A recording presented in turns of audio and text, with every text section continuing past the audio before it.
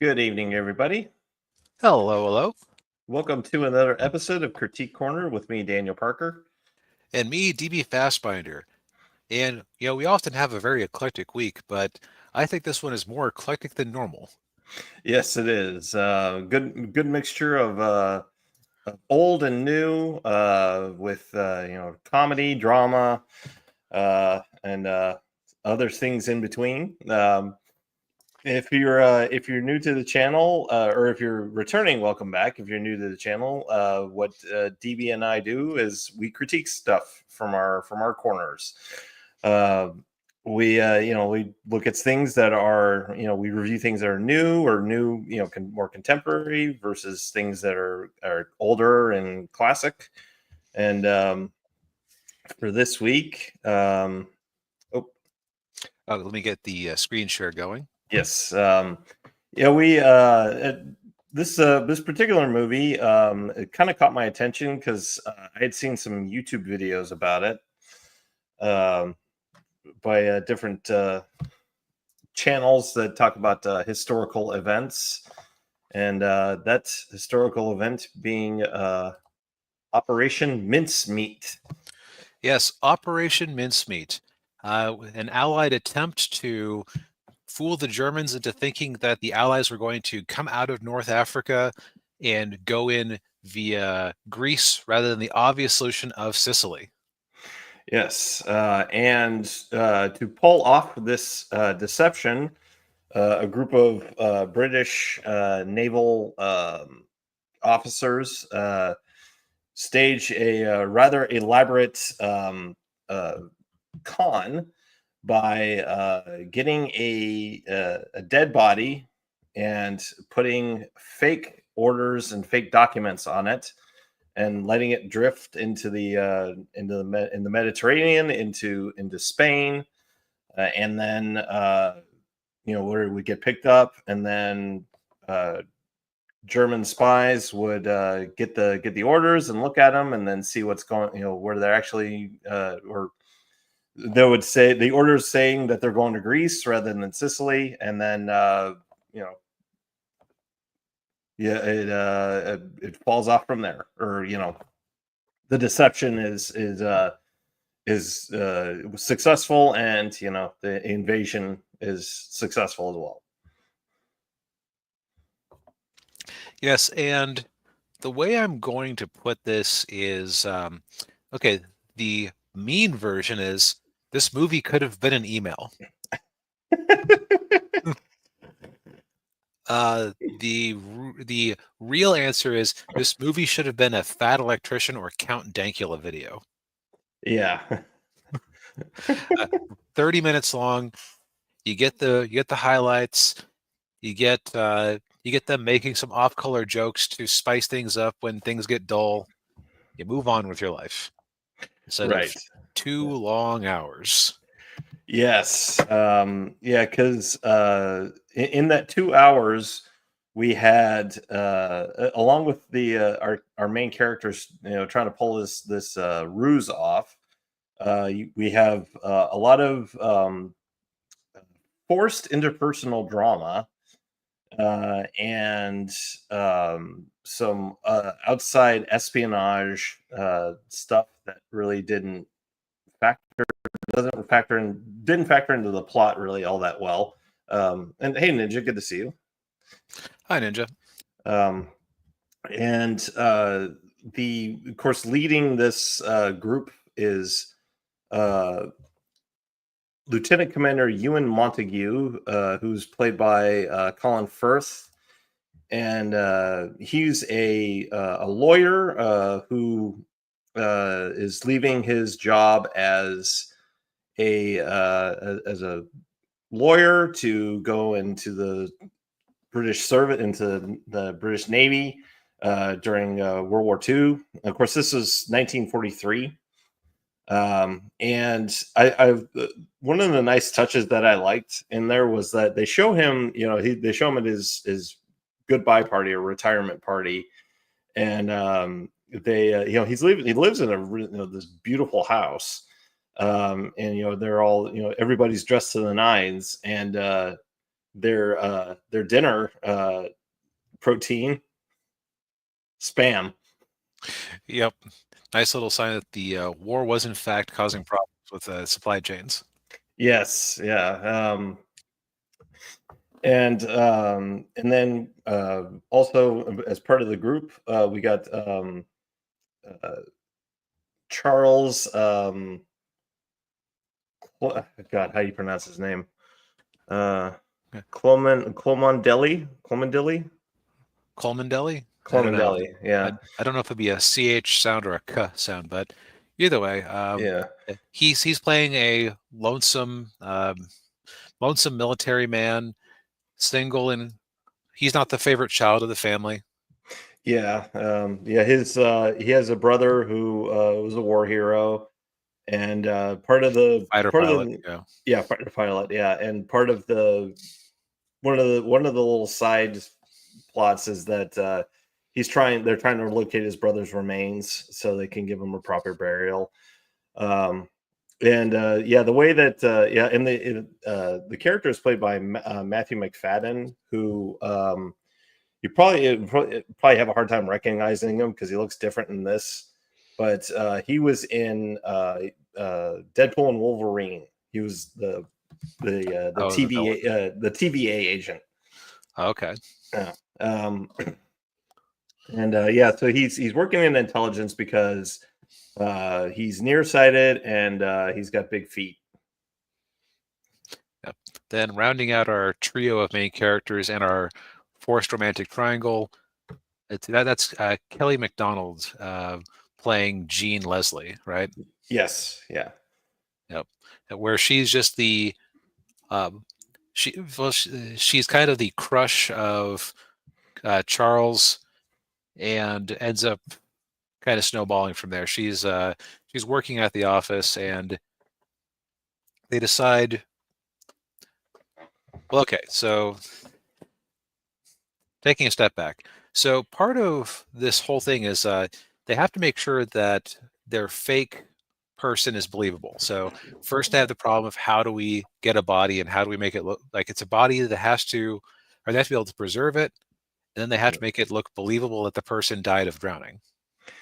yes, and they have to give him a name of an actual British officer, and they have to give him this whole backstory of like, oh, he's from this kind of family, and he's got this and this, and the other part of it too is they're like, oh well, he's give him a wife, you know, I think they give him and did they give a wife or did they give him a fiance? I don't recall. well, yeah, maybe fiance, yeah. And the picture they Yeah, use for that's the right. It fiance. was a fiance because I think they had the wedding ring in his That's right. possession. That's right. That's right. Yeah, and so the picture they use for the fiance is of Jean. And they give her the name, like his name is William, but they call him Bill. And then they give her the name Pam. And throughout the whole thing, and part of what leads to the love triangle is uh, Ewan and Jean, Colin Firth's character and Kelly MacDonald, they are, they're crafting this backstory, but then they start to another way to phrase it. They start having an emotional affair. Right. Start Um, catching feelings. yes, and the problem there is that is Colin Firth's character is married and he has two kids whom he had to send off to America. Yep. Now, and you might go, well, what does this have to do with anything? Well, to make the backstory for their person, they make a point of making sure that so they have Charles wearing a uniform that they're having to wear out because, of course, you have to make things believable. You can't just have this corpse show up in a nice, crisp uniform that's never been worn before. Right. He can't just have the papers on him. You have to have a bunch of other personal effects, which is part of why they've invented this life story for him. Yeah. It'd be helpful, and they decided it's helpful if Gene is seen around town with somebody in that military uniform. So they start going to these dance and jazz clubs or whatever. Yeah, and of course, the other problem they run into is they're trying to take a picture of the body, and of course, it won't cooperate. Mm-hmm. So they're like, okay, well, we got to find somebody to who kind of looks like him for the pictures. And Mhm. they find an American officer who's like kind of quasi dating Gene, and he like fits the look of the guy perfectly. So they use him for the photo. Yeah. And so I decided to look into how realistic this was. There was no real indication in real life that there was any sort of affair like this. They did go out a few times to cement the story, but Mm. it wasn't to this extent. Um, it's also it feels like it's basically a TV movie, which Netflix is kind of the new TV. So yeah, if I adjust my expectations, it doesn't look that bad. Although it's a very washed out color palette they're using. Yeah, and that could just be to establish the time period. Yeah, but it's like the shots aren't very interesting. And unfortunately, like, for a fascinating story, because there's a lot of logistical things they have to deal with. Like we mentioned Mm. before, they have to find a body, they have to preserve it for the month or so it takes them to set up the ruse. They have to come up with a waterproof ink that won't run, but won't be too obvious that it's a fake ink Yeah, or get novel ink. They have to make sure that he's spotted around town before he goes off on this mission. They have to they go into, well, any idiot knows we're going to attack Sicily, so how do we know the Greeks are going, or they're going to believe we're going to invade via Greece? yeah, It's like, oh, there's idiots in the German spy ring in Spain, and there's also there's like a lot of not ink spilled, but a lot of time spent on detailing the anti-Hitler League in German high command. yeah. They don't believe that they're a thing. Which I Um, suppose this is before Operation Valkyrie, as memory serves. yeah, that was in 44 or 45. Yeah, so Yeah, British intelligence in 1943 would have no real reason to believe that anybody was anything but loyal to him. yeah, yeah, But and I think that the problem here is that they just can't really manufacture tension, because it's like, what are the sources of tension? Oh, the romantic triangle. Will they? Won't they? Well, they basically, aside from there being a romantic entanglement at all, they stick to the history and nothing is ever consummated or acted upon. yeah, Um, uh, the sister of the corpse they found. She shows up and starts asking questions, which was probably the best scene in the movie. yeah. It Oh, was. Yeah, the high command doesn't really believe in Operation Mincemeat. Their funding could get pulled at any time, or they could have the mission canceled at any time. Oh, will they be able to convince their superiors to let the mission go through? and the superior is Admiral John Godfrey, played by Jason Isaacs, who I feel is kind of wasted in this movie. There's a lot wasted in this movie. Yeah, yeah, Uh, like I said, the proper format for this story, because while it's a very important story, and like they say in the movie, the greatest deception ever pulled off by military intelligence, yeah. uh, it's not worth a 2-hour drama. No, it more like an episode of an anthological TV show about World War II. Yeah, yeah, exactly. And it's a shame because Colin Firth does his best. He brings a lot of aged dignity to the role. Yeah, You feel for him, even though I could not gather a bit of care for most of what was going on. yeah. Um, Yeah, and one other character that's in the movie that we forgot to mention, and he's a very well known figure, uh, Ian Fleming. Good. If you weren't about to bring it up, I was about to. Yeah, Yeah, Ian Fleming, the creator of James Bond, he was actually involved a bit in Operation Mincemeat, and you can see some of the influences on what would eventually go into James Bond from this movie, like weird gadgets, somebody called M, who is the scariest one of all. Yeah, and they go to Q Branch. Yeah, Yeah. with aforementioned gadgets, and yeah, and now that I think about it, Operation Mincemeat kind of is similar to You Only Live Twice. Yeah, you're right. Uh, yeah, which is a Sean Connery James Bond movie. Yeah, isn't that the one where he like pretended to be Japanese for a bit? Yes, yeah. Uh, But yeah, I mean, but yeah, the movie, like, it's I think very much wasted potential, because I mean, yeah, the story of what they did is pretty phenomenal, but at the same time, yeah, it gets really bogged down with needless subplots and you know things going on with the characters that we really didn't need to know about. I would go so far as to say that, hey, Netflix, you are not bound by the rules of terrestrial TV or by movie theaters.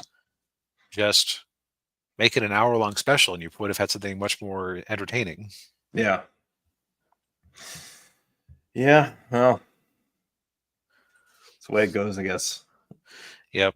Yeah. I would say if you're interested in this bit of history, don't watch this movie. Just find a YouTube video. Yes, yeah. There are plenty of good YouTube videos on this subject that'll give you the info that you need. Yep. All right. So let's go ahead and move on to our next review. Yes. To Live and Die in LA, which is Daniel's solo review. Yes. So I've been seeing this movie popping up on movie film Twitter or X for the last few months. A lot of people have said great things about it, and they've said, "Oh, it's brilliant, crime drama movie." I thought it, and so I thought, well, I'll continue our little crime drama escapade from last week, from when we watched Heat, um, to watch this movie, which came out in 1985, much like our classic movie review. And it is the story of a Secret Service agent named Richard Chance, who's played by William Peterson. Most people, modern audiences at least, probably know him from the original CSI. He plays, so he's a Secret Service agent who is trying to take down a counterfeiter named Eric Masters, and he's played by Willem Dafoe. And Always a good start for your cast. Yes, and it's on Breakfast Club. The image, I don't know how that. Oh, so it is. Sorry. It's all right. Yeah. Willem Dafoe plays villains very well. I mean, he's right up there with like Gary Oldman in that regard. Yeah. So, and he is for a counterfeiter, he is a just total psycho. You wouldn't expect that from somebody who, makes fake money. Um, but yeah. So Peterson's character.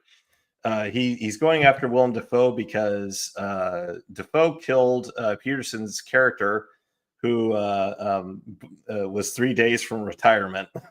So that's where that trope came from. This from this movie. Wait. So that was never really a thing before? I mean, I kind of struggled to think of a movie where that was actually a thing. And this is the first time in fact, it's the first time I've ever seen it. So, and done unironically. Um, so he's off to get Defoe, and he's got a new partner, John Vukovich, who's played by John Pankow, who he looked familiar, but I couldn't place him in anything. But yeah, so basically the whole movie is just is William Peterson's character like running around doing everything he possibly can to get Defoe, and he's a total adrenaline junkie. Like I mean, the opening, one of the opening scenes of the movie, he's bungee jumping off a bridge with like no harness or anything, and so he's also very morally ambiguous. I mean, he's having an affair with a female informant, uh, and basically just like using her for sex and info, and it's just he's very like. I mean, if he thought, and kind of draw some connections with the French Connection because William Friedkin directed this movie. Um, I mean, to compare him to like Popeye Doyle in the French Connection, like William Peterson's character makes Popeye Doyle look like a saint by comparison. Um, because and where for me where the movie like really just lost me. Um, and by the way, spoilers in case you want to watch this movie and you don't, well, okay. So my non-spoiler thoughts are, it's all right. It's a very stylish movie. It's very 80s.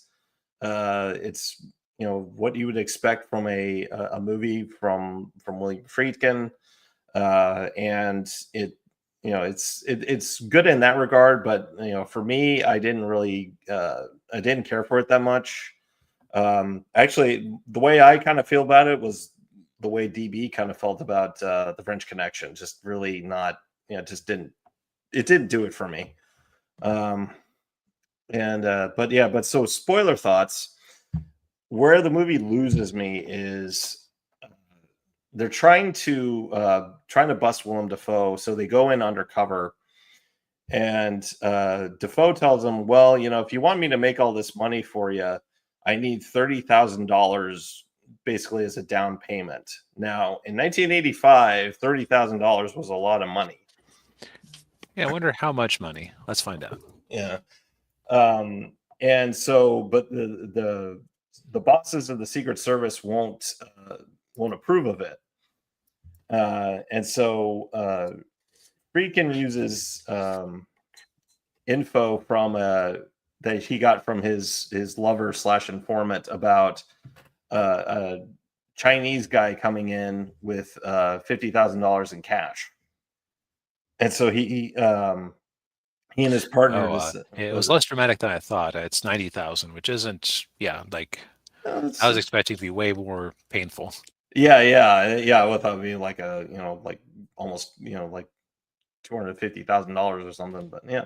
Well, that's still quite a good chunk of money. But yeah, so so Peterson and his partner they can concoct a scheme where they're like, okay, well they're gonna rob from this guy, this Chinese guy. They're gonna steal his money, and then use $30,000 from that money to pay to buy in with Defoe. And what ensues is they start getting chased by a bunch of guys with military grade weapons, and then Peterson drives his car on the wrong way on the LA highway, and which, yeah, I mean, I will say it was a pretty dramatic car chase and sequence there. But what ends up happening is they find out that the guy was actually an undercover FBI agent, and he got killed in the exchange.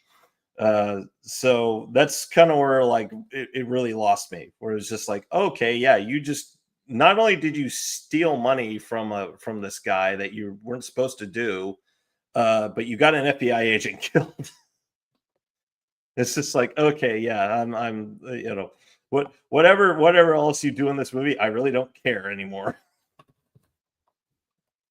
Um, but yeah, I mean, this, I know there are a lot of people that enjoyed this movie, and and in particular, people who are fans of William Friedkin's work. But yeah, this movie just didn't do it for me. Now, I have a question for you. Yeah. So last week I kind of mentioned that I respected Heat way more than I liked it. Yeah. Upon further reflection, I think that if I were to watch it again, I would gain more appreciation for it.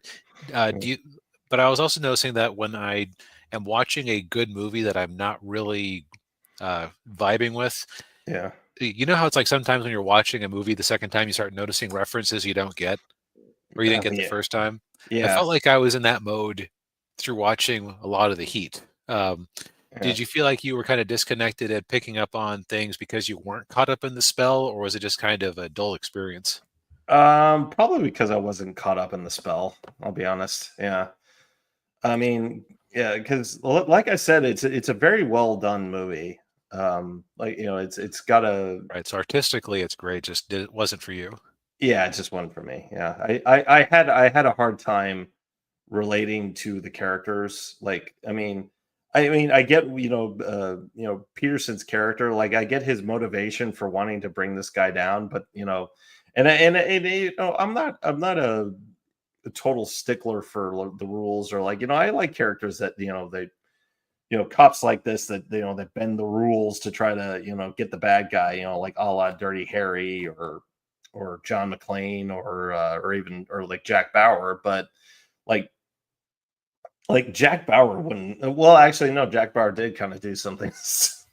I think he did kind of do something similar to what this guy did in the movie. Um, but but But the the stakes were much bigger, right? the stakes were higher. Yes, yeah, Right. Right. yeah, Right. There's a difference between taking a um, golf cart battery to somebody who you're trying to get for counterfeiting versus, and if we don't get the information out of him, a nuke is going to go off in Boston or something. right, yeah, yeah, exactly, yeah, Proportionality. right, yeah. But yeah, the movie is on Amazon Prime. In case you're interested. Yeah. Well, I'm sorry you didn't enjoy it. I've been in kind of a negative streak lately, so I'm going to talk about something I've been reading off and on for the last couple of months that I've actually been quite enjoying. Yes. So, the title of this one is Sid Craft Love is a Mystery. It hasn't actually hit print in the US yet. So far, it's only available digitally on the Shonen Jump app, Mhm. which is where I've been reading it. It's become one of my workout things. Um, and it's by the creator of We Never Learn, which I, I I knew from the second I started reading it that I recognized the style. It just took me a bit to figure out where. Mm. Uh, so the premise of this one is that, and it's actually what I knew it was We Never Learn, which was a romantic harem comedy about a guy who was trying to teach these girls who were all insisting on going into careers that they were not academically suited for. Oh. Um, it actually kind of similar themes with this one because, in fact, I'm going to go ahead and pull up a different. Uh, Actually, this is probably going to be an awful sized image here because it's coming from Wikipedia. Yeah, never mind. Um, but it's like basically everybody is in a position where they are somehow not suited to their task. So, um, so it's a weird turn of the century or turn of the 20th century version of fake London with a, and some of these names are kind of goofy. It's typical sort of manga idea of what makes for a good American or Western name. Oh. So main character is named Sid Craft. He's basically a master detective born to a family of detectives, and a detective's destiny is that wherever he goes, mysteries will arise, and he's very good at solving them. And like he'll just walk in somewhere, notice a few details, and come up with the correct conclusion very quickly. Uh, Now, the reason he does this, he hates the sight of bodies and blood, and he just wants to get out of there as fast as humanly possible, while while still looking while still looking cool. yeah. And his goal in life is he wants true love, but what keeps happening is that he meets somebody, and it turns out they're the criminal. Oh. or where they're the victim, or just something gets in the way. Mm. So we have a master detective who isn't really suited to who is not personally suited to the gig. His young assistant, Elio Evelyn, is the one on the right there, and I remember reading through the first volume, going, "Why is that boy so pretty?" Well, it turns out that it isn't just normal manga androgyny.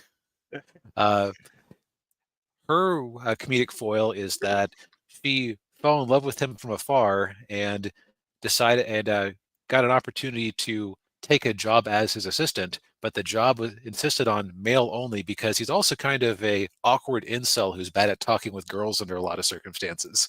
Ugh. So her comedic thing is that she's always trying to keep up the ruse.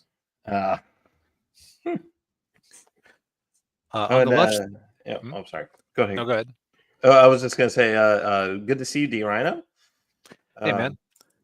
And oof, Ninja, oof. What did I'm not looking at there. What did Ninja Oh, say? it's at least you weren't forced to watch Quantum Mania. Oof. Sorry. All right, please continue. Sorry for your loss. Yeah. Meanwhile, on the left there we have Souffle Flamberry, which is the strangest name in the whole thing. She's the police inspector who sees herself as Sid's great rival. She's very prideful, very reluctant to actually call him in unless it's really required.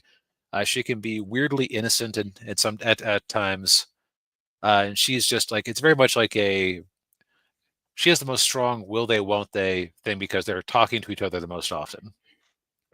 Yeah. And then the last one of the main cast, who is not pictured in this image I found, is Lulu Cat Noir, who is basically from an Eat family of master thieves who have been rivals of Sid's family. And so there's like some Catwoman forbidden romance there. Yeah.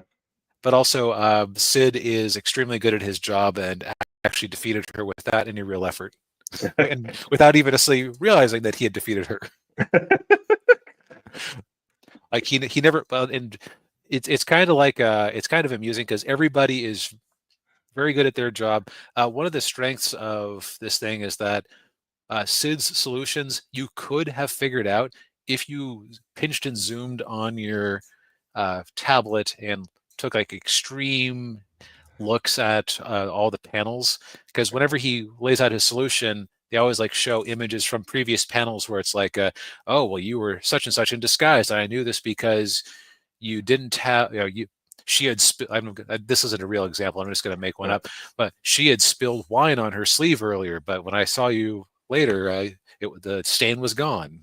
But it's like, it was drawn so it was a very subtle detail. Sidebar, I feel like Miss Souffle has a very real similarity to a certain former semi-retired Whole member, Amelia Watson.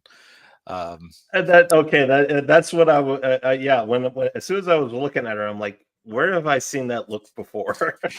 Yeah, it's. I would not be startled if there was an actual reference there. Yeah. I'm about 10 chapters in. It's. I would say the only problem I could see is since the plot does rely on everybody being oblivious to some detail in their life, I could see it eventually getting frustrating. So I haven't been mainlining it like I've been some series. This is like read a chapter every week or so. Okay. And this one is a bit suggestive in places, not like super suggestive, but it is a soft romance comedy. So a healthy dose of fan service. yes, exactly. Right. And with this is an artist whose style I generally love, so it was very nice to see that he is doing something after We Never Learned wrapped up. So give it a recommend.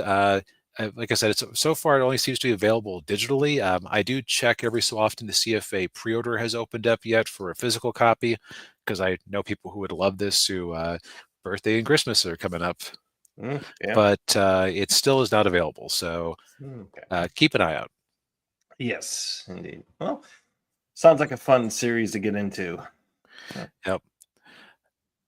Yep. Speaking of, is fun the right word for the Breakfast Club? Um, Fun and I'm trying to think of another word for it. Insightful, I guess. Yeah. So last week for one of my reviews, I did a manga where I said, "This isn't a slice of life. This is the whole loaf." Yeah. And, and then this is like the first movie that I would really qualify as a slice of life, which is interesting. Or I should say, first one that we've reviewed that I would just qualify that way. Yeah. Yeah. Yeah, it was an early John Hughes movie. I think he did this one after 16 Candles. Was it after or before? I thought this was the first. Let's find out. John Uh, Hughes, IMDb page, ahoy. yes. Um Although, and of course, like all of John Hughes's movies, he filmed it in suburban Chicago. Of course. Yeah, yeah, I hadn't realized that he had done multiple of the Beethoven movies. Oh yeah, no, never mind. He was acting or writing. Okay, yeah, writing. Show me. He only directed 8 movies. Huh. yeah. He didn't. Yeah, he was mostly a writer producer on everything. Okay, you were correct. He did do 16 Candles first. Yeah. So it's very Okay. funny that Molly Ringwald went from being the flat, unpopular girl who just felt very self-conscious to being basically the cheerleader in this movie. Yeah. Yeah. Yeah. Nice little shift there. Yeah. Um. Uh. D Rhino. I think some of that might be nostalgia. It might be why people obsess over it. Um. It also kind of has so. I think big reason for it is because each character in this movie follows an archetypal high school student. Right. Uh, Like there are a lot of people. Okay, so this is one of those things where is it a element of how Hollywood portrayed teens at the time, or was it actually a thing with teens at the time? Because I can tell you that when I was in high school 20 years ago, I don't recall the cliques being quite so hardline. um, they were for me. Okay, so yeah, so there's some truth here, Yeah, and but it's also one of those things where if I had seen this when I was like 15, this would have probably hit harder. yeah, Because yeah, it definitely feels like the concerns and thought processes of teens. Like, let's run through. Okay, so the basic premise is that it's detention day on Saturday. You have 5 kids who have ended up in detention for various reasons, and it's a bunch, and it's basically a even split across a bunch of different social cliques at the school, and uh, and they all just are interacting for the first time. yeah. Yeah, you got so going from left to right on our with our poster here. First up, you got Judd Nelson's character Bender, and he's kind of the misfit ne'er do well, who's always in trouble, always in detention. Mhm. And then you've got Ali Sheedy there on the floor. What was her character's name? Allison. And she's kind of the weird loner girl, in today she'd probably be goth. Yeah, Um, she's like pre-goth, just no makeup.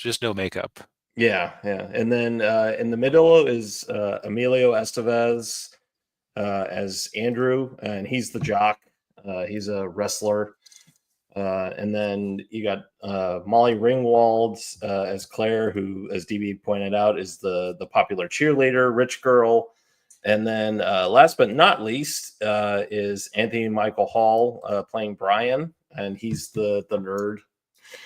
Um, and Yeah, so basically, it's just the five of them stuck in detention together, and of course, the antagonist of the movie is the principal, uh, Principal Vernon, played by the late Paul Gleason. And when people think of him, this is usually the movie they think of, because I think he kind of quasi reprised the role in another like spoof parody movie. Oh yeah, not another teen movie as Richard Vernon. Yes, yeah. And I want to say Molly Ringwald was in that one too. But yeah, and so they basically just start interacting with each other, and the kind of the character who's kind of driving a lot of it is Bender, is Judd Nelson. Right. You know, because Yeah, the movie kind of deconstructs the tough guy thing where you realize that he's just desperate for positive attention or negative attention if that's all that's on offer. yeah, because part of the whole process with the movie is they all the kids find out that their lives are not all that dissimilar. They all have like the same pressures. They all have they've got parents who are up their butts about everything. Hmm. Um, especially with like Bender, you kind of find out that he comes from a very rough, abusive home. Although he does have one advantage that most kids in that situation don't have, is that at least the father is present, even though he's a total jerk. Yeah, though, from the description, I think he might be better off if he just had split at some point. Yeah, probably. Yeah. I couldn't remember if his dad was around or not. If it was one of those, I'm getting a pack of cigarettes and then never come home.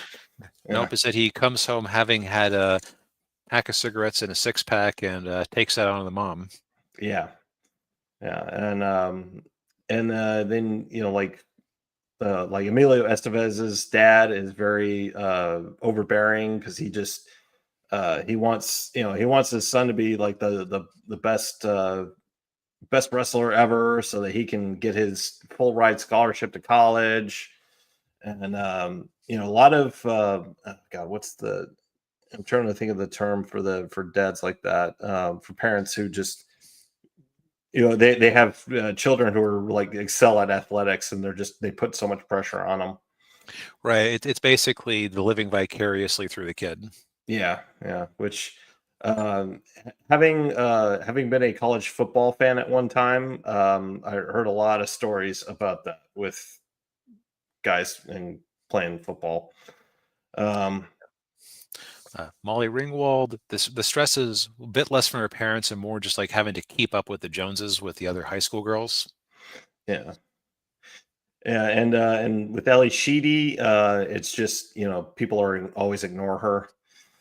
Right. So she acts out, she does weird things. Like she was making a weird, I think that was supposed to be Cap'n Crunch and Pixie Stick sandwich for lunch. Yeah, she takes the bologna and just throws it up onto the statue, and then Yeah. makes this weird sandwich, and they're all looking at her like, "What the hell are you doing?" Yeah. Then what was Anthony Michael Hall's deal again? He was just he had to excel at academics, Okay. because his parents were. It's basically the schoolwork version of Emilio Estevez's sports character. Yeah, he was always, he's under pressure to always make straight A's. And Oh, right. yeah, Yeah. like like at the beginning of the movie, when they're all being dropped off to go to detention, the mom's like, well, you need to find time to study while you're in there, and he's like, well, they don't let us study in there, we just have to sit there. And she said, well, you need to find a way. I'm like, geez. And of course, the whole hang up he had was that he took shop, and then he couldn't, because he thought it would be an easy A, and it turned out to not be an easy A, and he actually flunked the class. Oof. Yeah. Yeah. Now, what I noticed about this movie is that the whole reason it could happen is that the principal or vice principal Vernon just does not care anymore. He has given up on this generation. Yep. Yeah, he didn't like Gen Xers. And what really struck me is that just watching the movie, in order to happen, actually, I'm going to rewind a little bit. The reason this movie happens at all is that when he notices the kids acting out in detention and flouting his orders to stay quiet and not move, uh, his reaction is not to take his work, bring it into the library, and watch them more directly. Which, why would you put 5 teenagers in a room and tell them not to misbehave and then leave them alone if they've already misbehaved enough to end up in detention? Yeah. Like he is clearly checked out and has no interest in actually enforcing anything. Oh yeah, yeah. Yeah, and so he just so like you say, he just sits in his office, and of course one of the things that happens is Bender takes one of the screws out of the door, making it permanently close, so he can't look into the door. Which, if he discovered that, you would think that would be an immediate like flag for him to actually come in. Also, they were not being quiet with their nonsense. Like, they were dancing to loud music. There were constantly loud bangs as they were moving things around. If he looked in, he would have seen that they had destroyed a bunch of books. Yeah, or if he had any kind of sense of smell, he would be smelling them, smoking the Mary Jane. Yeah. So like this movie requires a lot of, again, uh, requires a lot of absence on his part, negligence on his part. Yeah. To the point where if they had actually gotten hurt, you would have been. I'm sure they would have been found criminally liable. Yes. Also, I guess there are no smoke detectors in that library. Now that I think about it, Well, it was the 80s. that's yeah.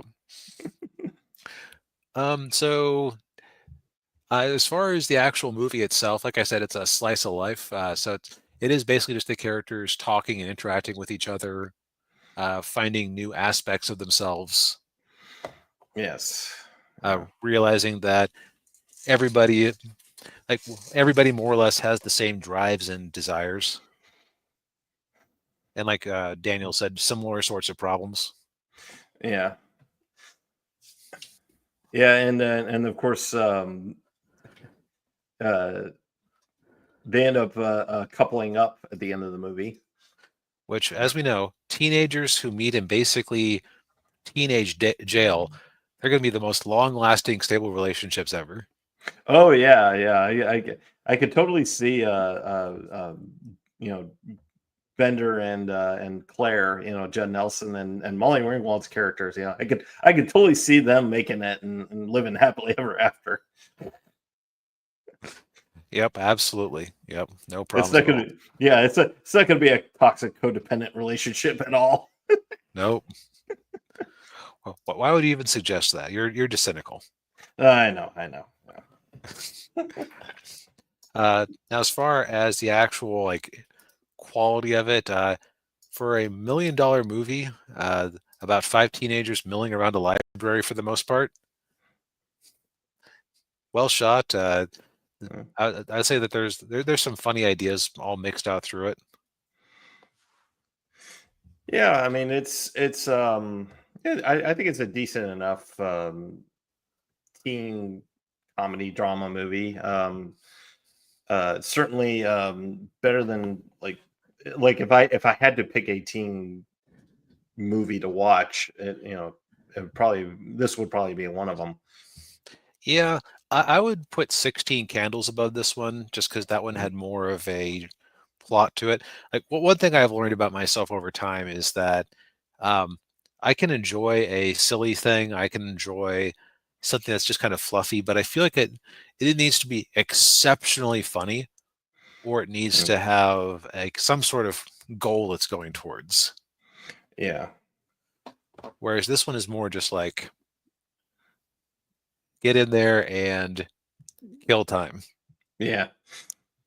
And yeah, Ninja says it just takes one trip inside a video game to make lasting friendships. Yeah, like Jumanji. Yeah, there we go. Yeah, Yeah. there's your fanfic idea, fan fiction authors. The cast of The Breakfast Club ends up in the Jumanji remake. Yeah. Well, the cast of Breakfast Club do become Power Rangers. Huh? That's Power Rangers. Yeah, the movie they did like 10 years ago. Basically every character, like all of the Breakfast Club characters, like Jason and Kimberly and Billy and like they based them off of the characters from this movie.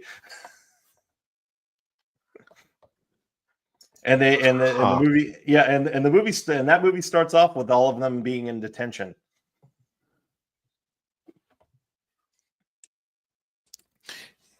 That I don't really have a response to that aside from being a little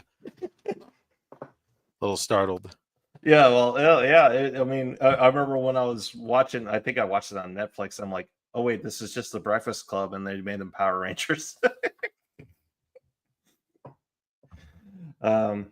But yeah,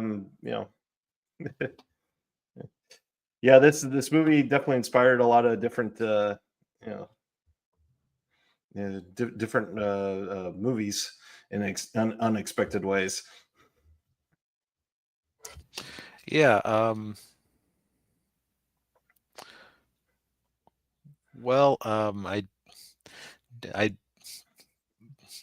this one kind of just is resisting my attempts to analyze it further because it's just a bunch of pretty good actors sitting around and moping when you get down to it. Pretty much, yeah, it is. Yeah. Um, but I will say though that not my favorite John Hughes movie. Yeah, Um, no. Of the ones of his I've seen, definitely gonna put in the bottom tier. yeah, yeah, I would definitely put like Planes, Trains, and Automobiles and Uncle Buck Oh, at hold the up. top. I'm only going to count the ones that he actually directed here, because there's a lot of not great things that I was seeing on his curriculum vitae. Yeah, yeah.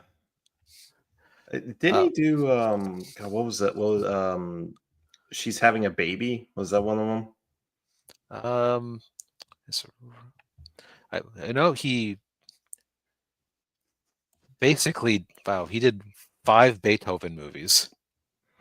Or he might have just been, I think he was just credited as a Or- producer on those. Well, yeah, he was a writer according to IMDb. Oh. It Oh, looks like the okay. last one he directed was called Curly Sue, which I've never really heard anyone talk about. Oh, I have a vague recollection of that. Oh, I forgot he directed Weird Science. Oh yeah, yeah, he did direct She's Having a Baby, which I've never even heard of before. Yeah, I have a vague recollection of that one. You know what? I've seen most of these. Of the 6 of his I've seen, yeah, this is bottom tier, but it doesn't mean it's bad. It just means it's not necessarily amazing. Yeah, yeah, yeah. I would agree. Well, I guess I'm going to pull the plug on this. Yeah, that wasn't great. Yeah, it isn't great. It's Yeah, it was great. totally serviceable, but Yes, yeah. But yeah, I think we've said all we need to say for tonight. indeed. Well, thank you everybody for tuning in. We appreciate it as always. Hit that like button, subscribe to the channel if you haven't already, ring the bell, all that YouTube friendly stuff. Buy some books. Indeed. Yeah, and the script links are in the description. And we'll see you next week, everybody. Not everyone.